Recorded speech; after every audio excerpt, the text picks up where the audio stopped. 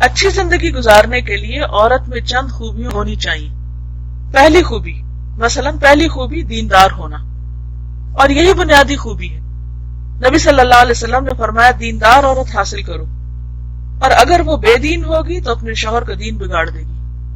یعنی وہ شوہر کی مددگار نہیں بنے گی بلکہ اس کو تنگ کرے گی اور اس کو دین سے دور کر دے گی، اس کے اچھے ارادوں میں، اچھی سوچوں میں خلل ڈالے گی، اس پر غلبہ حاصل کرنے کی کوشش کرے گی، یعنی اسے ڈومینیٹ کرے گی.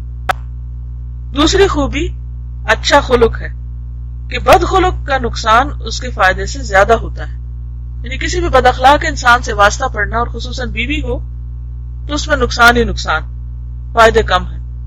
تیسری خوبی حسن صورت ہے، کیونکہ اسی سے تو شیطان سے بچاؤ ہوتا ہے. اس لیے جس عورت سے نکاح کا ارادہ ہو اسے دیکھ لینے کا حکم دیا گیا ہے. چوتھی خوبی حق کے مہر کا کم ہونا ہے. حضرت عمر رضی اللہ عنہ نے فرمایا عورت کے مہر گراں نہ رکھا کرو. جس طرح عورت کی طرف سے زیادہ حق کے مہر کا مطالبہ برا ہے، اسی طرح مرد کی طرف سے جہیز کا مطالبہ بھی اچھا نہیں. یعنی اگر کوئی عورت زیادہ مہر کا مطالبہ کرتی ہے، اگر کوئی عورت چاہتی ہے کہ اس کا ہسبینڈ جو ہے وہ اس کو زیادہ بڑا برائڈل گفٹ دے، تو یہ کوئی اچھی بات نہیں.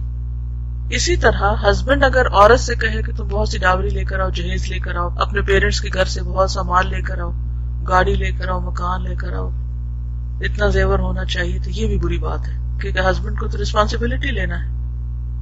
حضرت سفیان ثوری نے کہا جب آدمی نکاح کرنے لگے اور پوچھے عورت کا جہیز کیا کچھ ہے تو سمجھ لو کہ وہ چور ہے.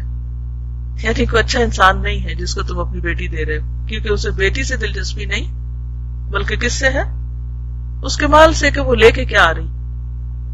پانچویں خوبی کنواری ہونا ہے، کیونکہ شارع نے اس کی تلقین فرمائی ہے.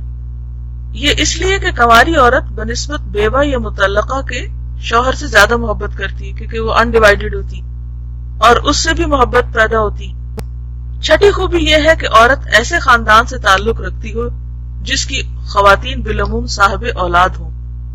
ساتویں خوبی نسب ہے، اور وہ حقیقتاً یہ ہے کہ عورت کسی دیندار اور نیک گھرانے کی ہونی، پیرنٹس بھی اچھے ہوں، نیک ہوں.